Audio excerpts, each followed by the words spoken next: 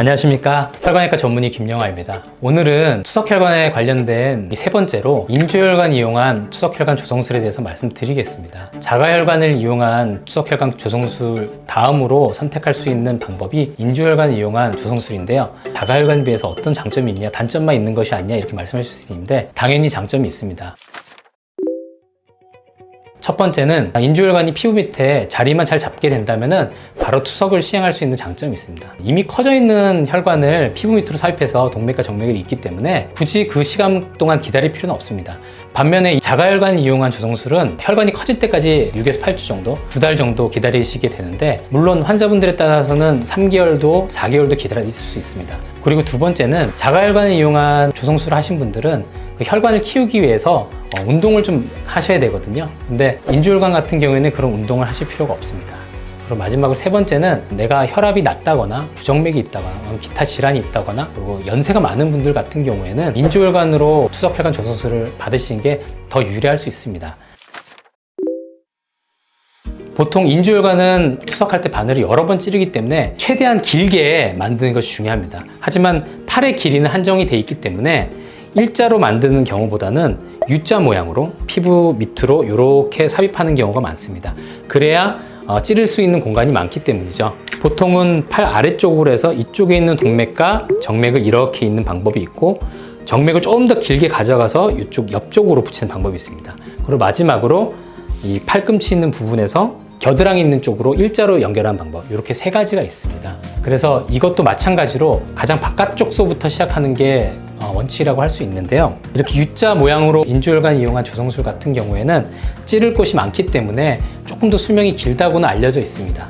하지만 이 팔꿈치에서 겨드랑이로 가는 경우에는 아무래도 이 U자보다는 좀 짧기 때문에 좀 더 수명이 짧다고는 할 수 있지만은, 그래도 관리를 잘 하신다면은 그 두 개가 크게 차이가 나지는 않는다고 저는 생각하고 있습니다.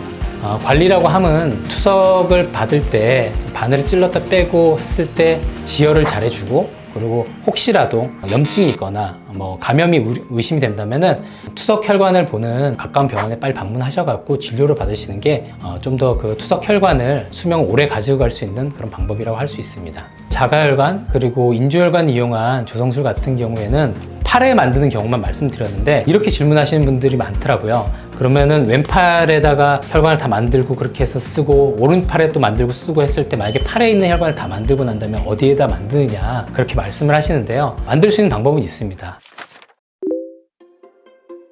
다리 쪽에 만드는 방법도 있고, 이 쇄골 아래쪽으로 해서 가슴에다 만드는 방법도 있습니다.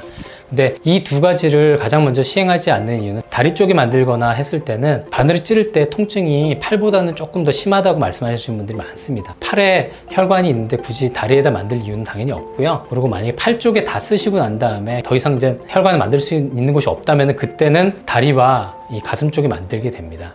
근데 그렇게 만드시는 분들은 그렇게 제가 많이 보지는 않았고요. 대부분 자가혈관을 만들고 난 다음에 투석혈관이 다 오래돼서 그 다음에 인조혈관을 만들고 그렇게 되다 보면은 아무래도 관리를 잘 받으시게 되고, 그 다음 두 번째, 세 번째 혈관을 만드실 때 좀 더 신경 많이 쓰시고, 투석하시는 병원 그리고 저희 투석혈관 관련된 시술이나 수술하는 사람들도 많이 신경을 써서 관리를 하기 때문에 수명을 좀 더 길게 연장해서 쓰실 수 있다고 저는 생각을 하고 있습니다. 마지막으로 이것은 이제 투석혈관과 좀 관련이 없는 얘기인데요. 있을 수도 있고 없을 수도 있습니다. 결국엔 내 신장의 기능이 떨어져 있기 때문에 그 신장의 기능을 대체하기 위해서 투석을 하는 것인데, 제일 첫 편에서 말씀드렸던 것처럼 만성 신부전에는 치료 방법이 두 가지가 있습니다. 그 첫 번째가 신장 이식이죠. 사실은 저는 투석혈관 수술을 받으시러 오신 분들한테 제일 먼저 물어보는 게 그겁니다. 신장 이식 신청하셨는지 그걸 제일 먼저 물어봅니다. 대부분의 경우 신청을 하신 분들도 많고, 신청을 했으나 내가 기준이 안 돼서 못 하셨던 분들도 있지만은, 또 생각보다 꽤 많은 분들이 이식 자체를 모르시는 분도 있고 이식에 대해서 회의적으로 생각하시는 분들도 있습니다. 하지만 수술을 하는 의사, 그리고 환자를 치료하는 의사의 입장에서 제가 모든 것을 다 할 수 있다고 생각하지는 않습니다. 그래서 일단 투석혈관 만들러 오시는 분들한테는 이식을 등록을 하셨는지 제일 먼저 여쭤보고, 그리고 만약에 그 부분에 대해서 모르는 부분이 있다면 제가 아는 한도 내에서 최대한 자세히 설명을 드리고 있습니다. 그 투석혈관을 만드는 것에 대해서 말씀드렸고요. 다음 시간에는 이 투석혈관을 어떻게 관리하고, 그리고 문제가 생기면 어떻게 치료를 하는지에 대해서 말씀드리겠습니다. 감사합니다.